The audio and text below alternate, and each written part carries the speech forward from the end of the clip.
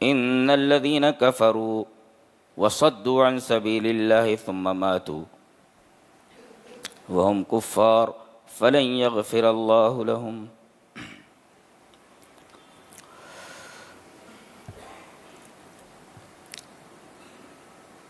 جس حدیث کے تناظر میں آج ہمیں گفتگو کرنی ہے، سب سے پہلے اس حدیث کا متن، اس کا جو ٹیکسٹ ہے وہ آپ کے سامنے پیش کر دیتا ہوں.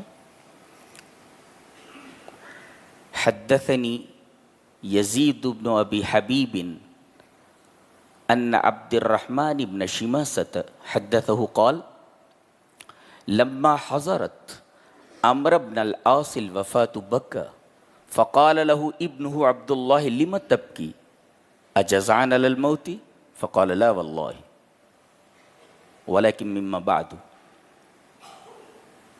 فقال له قد كنت على خير فجعل يذكره صحبة رسول الله صلى الله عليه وسلم وفتوح والشام فقال عمرو تركت أفضل من ذلك كله شهادة أن لا إله إلا الله إني كنت على 3 أطباق ليس فيها طبق إلا قد عرفت نفسي فيه كنت أول شيء كافرا وكنت أشد الناس على رسول الله صلى الله عليه وسلم فلو مت حينئذ وجبت لي النار فلما بايعت رسول الله صلى الله عليه وسلم كنت أشد الناس حياء منه فما ملأت عيني من رسول الله صلى الله عليه وسلم ولا راجعته فيما أريد حتى لحق بالله عز وجل حياء منه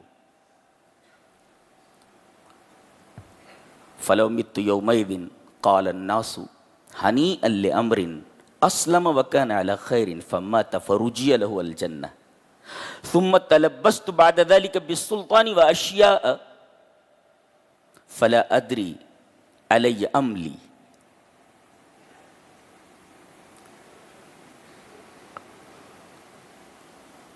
فإذا مت فلا تبكين علي ولا تتبعني مادحا ولا نارا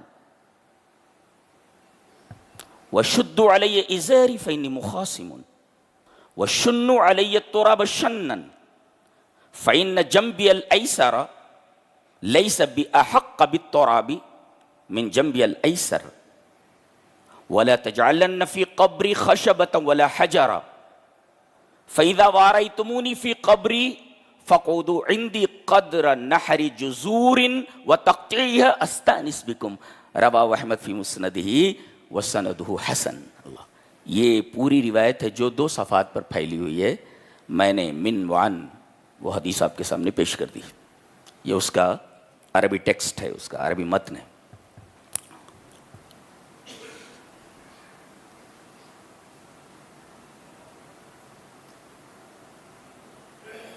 کہتے ہیں کہ راوی کہ جب حضرت عمر ابن عاص رضی اللہ تعالی عنہ کی وفات کا وقت آ گیا، لما حضرت عمر بن العاص الوفات بکا، جب ان کی موت کا وقت قریب آ گیا کہ وہ دنیا سے جانے والے ہیں تو رونے لگے. بکا، رونے لگے. ان کے پاس ان کے بیٹے حضرت عبداللہ کھڑے ہوئے. فقال له ابنہ عبداللہ، ان کے بیٹے عبداللہ نے جب دیکھا کہ ابا رو رہے ہیں تو کہا لم تبکی، آپ کیوں رو رہے ہیں؟ اجزعان علی الموت، موت سے گھبرا رہے ہیں کیا؟ فقال لا واللہ، موت سے نہیں گھبرا رہا ہوں، ولیکن مما بعد، یہ بات کے جو مراحل ہیں میں ان سے گھبرا رہا ہوں. اللہ، تو مسئلہ موت کا نہیں ہے کہ مر جانا ہے. موت سے کون ڈرتا ہے؟ مسئلہ یہ ہے کہ مرنے کے بعد جو مراحل ہیں وہ مراحل آپ بحسن و خوبی طے کر پائیں گے کہ نہیں کر پائیں گے؟ کسی مرحلے میں پھنس تو نہیں جائیں گے؟ مراحل ہیں، جی ہاں ہیں. دلیل یہ حدیث پاک. اب اس پر رکے رہیے. اس بات کو پروف کرنے کے لیے دوسری حدیث سامنے رکھیں. وعن ہانئ مولا عثمان رضی اللہ تعالیٰ عنہ قال کان عثمان رضی اللہ تعالی عنہ اذا وقف علی قبر یبکی حتی یبل لحیتہ فقیل له تذکر الجنۃ والنار فلا تبکی وتبکی من هذا فقال ان رسول اللہ صلی اللہ علیہ وسلم قال ان القبر اول منازل الاخرہ فإن نجا منه فما بعده أيسر منه وإن لم ينج منه فما بعده أشد منه قال وقال ما رأيت منظرا قط إلا والقبر أفظع منه رواہ ابن ماجہ فی کتاب الزہد. حضرت امام ابن ماجہ رحمہ اللہ ابن ماجہ شریف میں یہ روایت اسی طریقے سے لائے ہیں ہانی ابن عثمان سے. وہ کہتے ہیں کہ حضرت عثمان غنی رضی اللہ تعالیٰ عنہ جب کسی قبر کے پاس سے گزرتے تو کھڑے ہو جاتے اور قبر کو دیکھ کر بے تحاشا رونے لگتے تھے. جانتے ہیں یہ کوئی معمولی آدمی تھوڑی ہے, نبی کریم صلی اللہ علیہ وسلم کی 2 بیٹیاں دی ہوئی ہیں اور اتنے پیارے ہیں یہ کہ اللہ کے رسول نے فرمایا اگر میری تیسری بیٹی بھی ہوتی تو میں ان کے نکاح میں دے دیتا. اللہ ہو 2 بیٹیاں الگ ترتیب دی گئیں اور تیسری بیٹی کی بھی خواہش ظاہر فرمائی کہ اگر تیسری بیٹی ہوتی تو میں ان کو دے دیتا. داماد ایسا ہونا چاہیے. اور غنی ان کا لقب ہے, اللہ کی راہ میں بے تحاشا خرچ کرنے والے, بہت پیسے والے. آج کسی کے پاس تھوڑا پیسہ آ جاتا ہے, ایٹیٹیوڈ دیکھو اس کا, معلوم ہوتا ہے زمین پر پیر ہی نہیں پڑ رہے ہیں.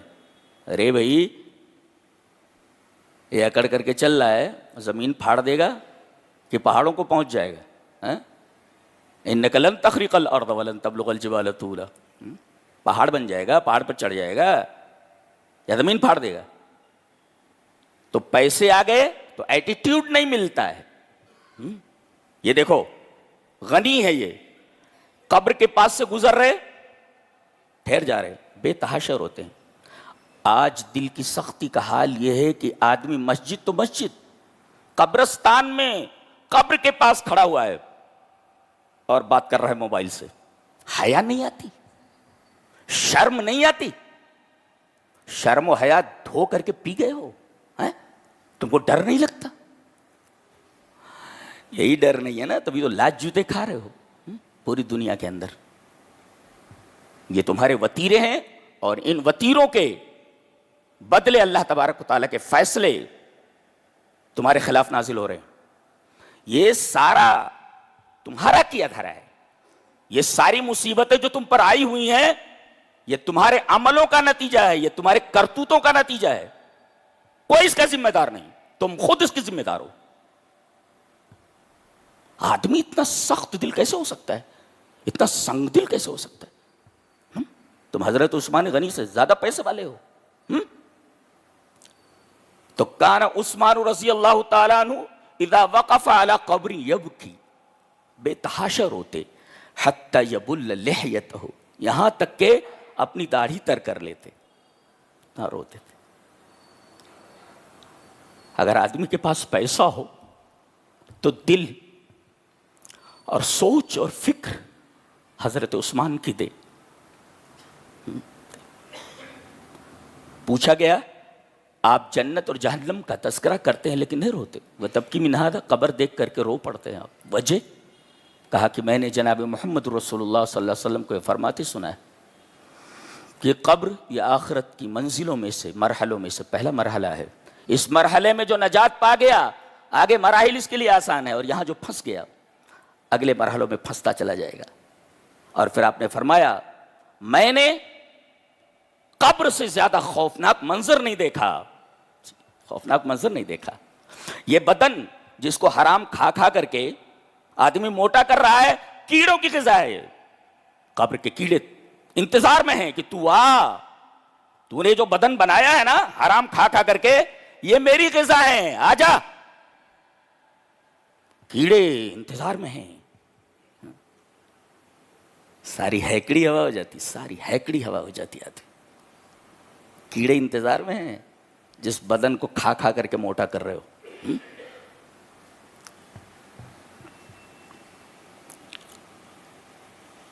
کہا کہ نہیں, موت سے نہیں ڈر رہا ہوں, ولیکن مما بعد, بعد کے جو مراحل ہیں قبر کے مراحل ہیں، حشر کے مراحل ہیں، پلسرات کا مرحلہ ہے، سوال و جواب کا مرحلہ ہے، دائیں ہاتھ میں نامہ اعمال دیا جائے کہ بائیں ہاتھ میں. آدمی کانپ رہا ہے، پتہ نہیں میرے ساتھ کیا کیا جانے والا ہے. نبی کی زبان سے کہلوایا گیا، میرے حبیب یہ منظر اتنا خوفناک ہے کہ آپ بتائیے، قل ما کنت بدعا من الرسل وما ادری ما يفعل بكم، آپ فرما دیجئے میں کوئی انوکھا رسول نہیں ہوں، مجھے معلوم نہیں کہ میرے ساتھ کیا کیا جانے والا ہے. یہ نبی بول رہا ہے ہمارا کہ مجھے معلوم نہیں کہ میرے ساتھ کیا کیا جانے والا ہے. اور تم واہ واہ واہ، تمہارے تو ایٹیٹیوڈ نہیں مل رہے ہیں، واہ بھائی واہ. ولکن مما بعد، بعد کے آنے والے مراحل سے ڈر رہا ہوں، اس سے خوف زدہ ہوں. اب بیٹا کیا کہہ رہا ہے، ابا قد کنت علی خیر، آپ زندگی بھر تو خیر پر رہے ہیں، بھلائی پر رہے ہیں،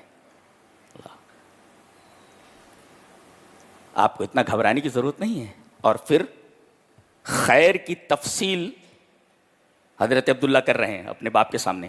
فجعل یذکرہ صحبت رسول اللہ صلی اللہ علیہ وسلم، کہ آپ جناب محمد رسول اللہ صلی اللہ علیہ وسلم کے صحابی ہیں، آپ نبی کریم صلی اللہ علیہ وسلم کے ساتھ رہے ہیں، یہ مرتبہ ہے آپ کا. اور دوسرے وہ فتوح و شام، آپ نے مصر اور شام کی فتوحات سر کی ہیں. اللہ،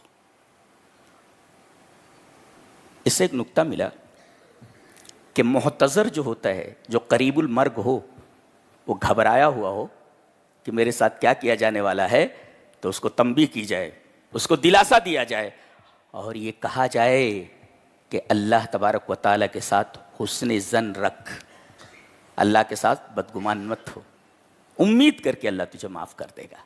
یہ نکتہ یہاں معلوم ہوا.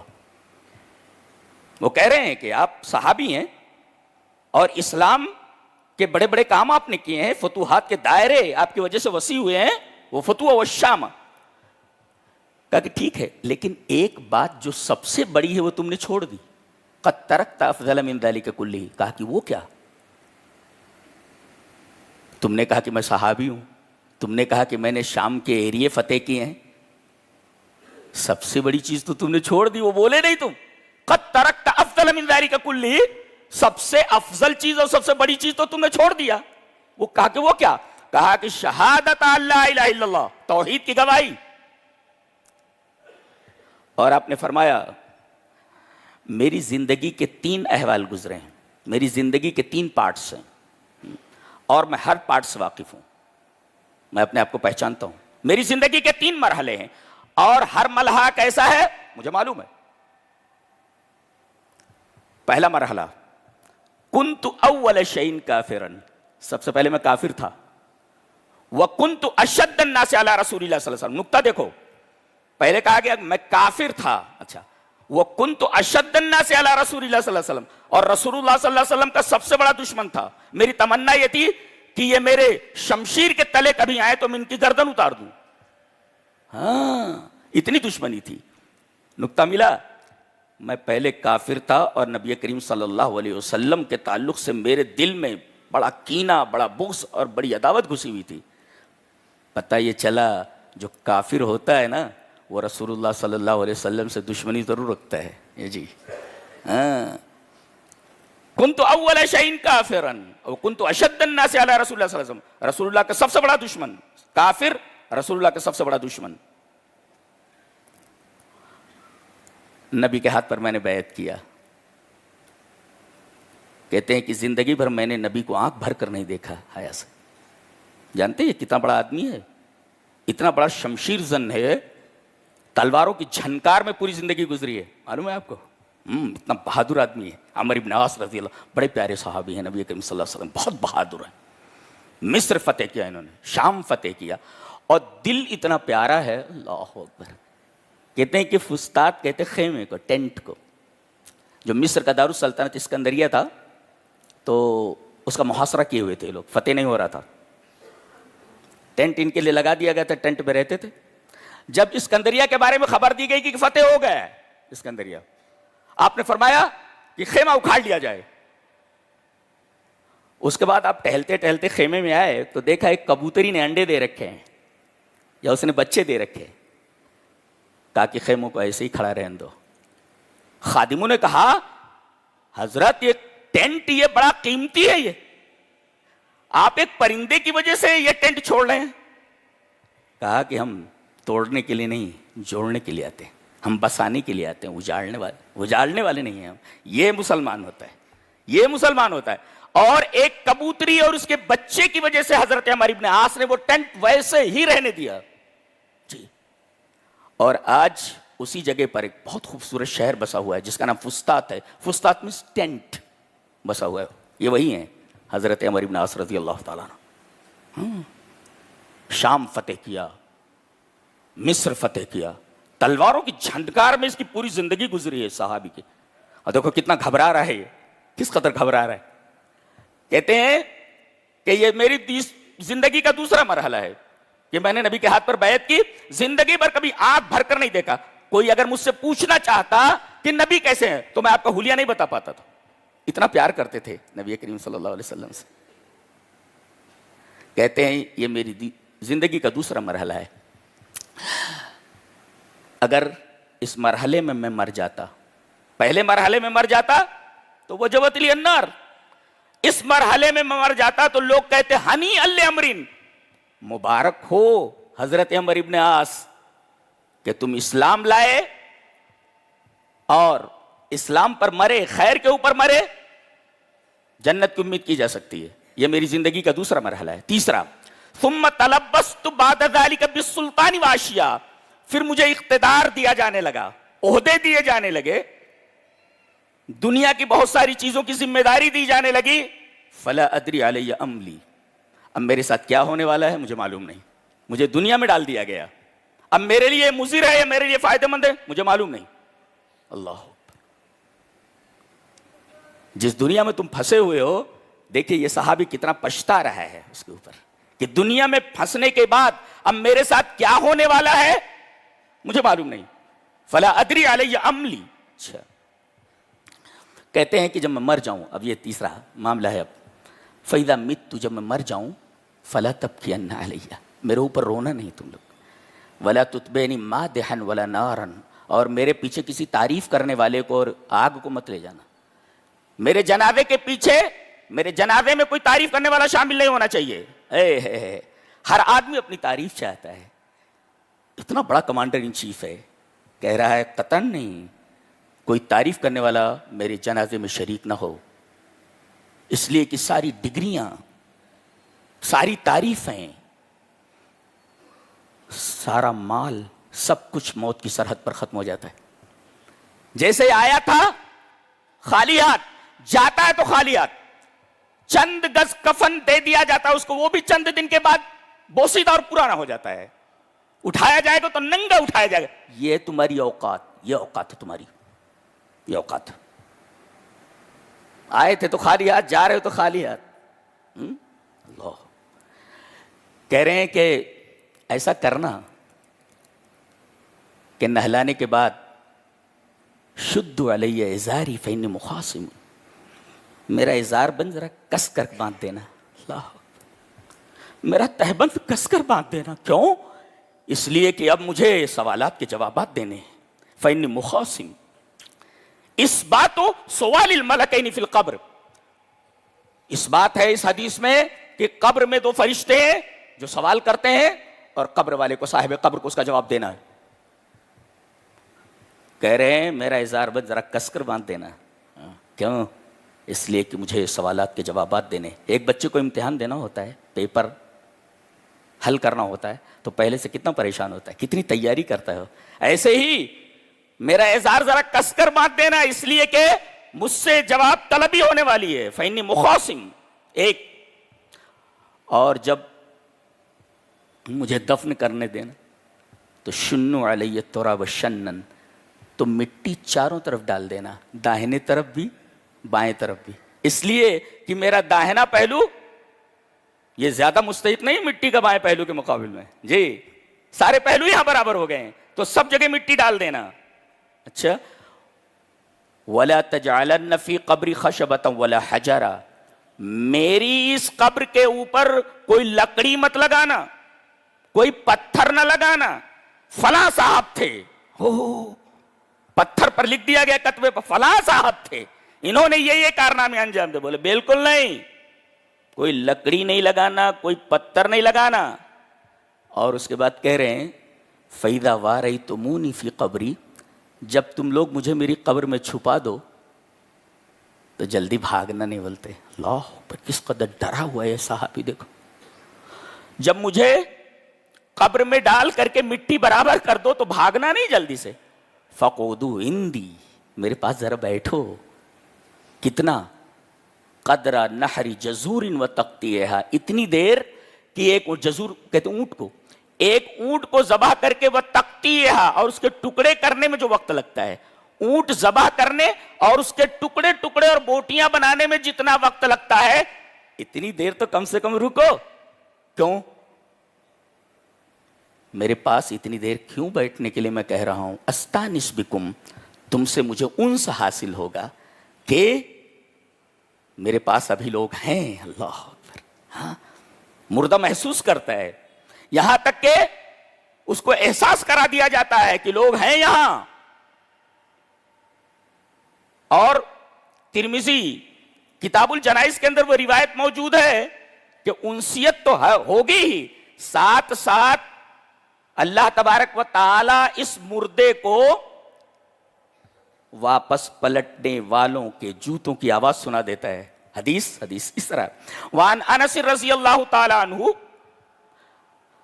ان النبی صلی اللہ علیہ وسلم قال ان العبد اذا اذی فی قبرہ وتولى عنه اصحابه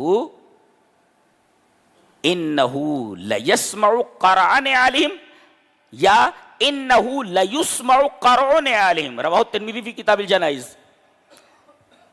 اللہ کے رسول صلی اللہ علیہ وسلم نے ارشاد فرمایا جب بندے کو اس کی قبر میں داخل کر دیا جاتا ہے، ان العبد اذا اذی فی قبرہ، بندے کو اس کی قبر میں داخل کر دیا گیا اور اس کے بعد سب پیٹ پھیر کر چلنے لگتے ہیں. قبر ادھر ہے، پیٹ پھیر کر کے چلنے لگے تو اللہ تبارک و تعالی مردے کو ان کے جوتوں کی آواز سنا دیتا ہے.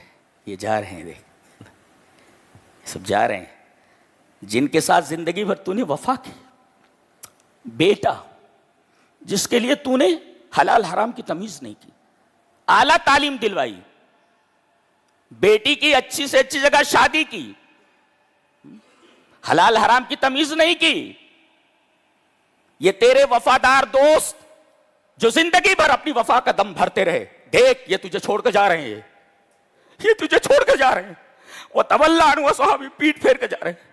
تیرا کوئی نہیں یہاں پر، کوئی نہیں ہے تیرا سوائے تیرے نیک عمل کے. دیکھ جا رہے ہیں یہ جن کے ساتھ تو زندگی بھر وفا کا دم بھرتا رہا، آج یہ تجھے اکیلا چھوڑ کر جا رہے ہیں. یہاں تیرا کوئی نہیں، تیرا کوئی نہیں. انسان اس قدر بے بس ہے. یہاں اللہ کے رحم و کرم پر ہے بندہ، اللہ کے رحم و کرم پر. تھوڑی سی گرمی بڑھ جائے تو آدمی پتہ نہیں کون کون سے آلات تلاش کرتا ہے. اے سی لگاؤ، پنکھے لگاؤ، کولر لگاؤ. منومن مٹی کے نیچے دبا دیا گیا تو وہاں کون سی ہوا ہے، وہاں کون سی کیڑے انتظار میں. وہاں ساتھ دینے والا صرف اور صرف تیرا نیک عمل ہے. یہ صحابی کتنا گھبرایا ہوا دیکھو، یہاں تک کہہ رہا ہے کہ دفن کرنے کے بعد جلدی بھاگنا نہیں، تھوڑی دیر بیٹھو وہاں پر. استانس بکم، تاکہ میں تم سے انسیت حاصل کروں. مسئلہ یہ نہیں ہے جس میں تم الجھے ہوئے ہو، مسئلہ وہ ہے جو مرنے کے بعد پیش آنے والا ہے، جس مسئلے سے تم مرنے کے بعد دو چار ہونے والا. مسئلہ حقیقت میں وہ ہے جن مسائل کے اندر تم الجھے ہوئے ہو، مسئلہ وہ نہیں ہے. مسئلہ حقیقی مسئلہ وہ ہے جس مسئلے سے تم مرنے کے بعد دو چار ہونے والے ہو. اللہ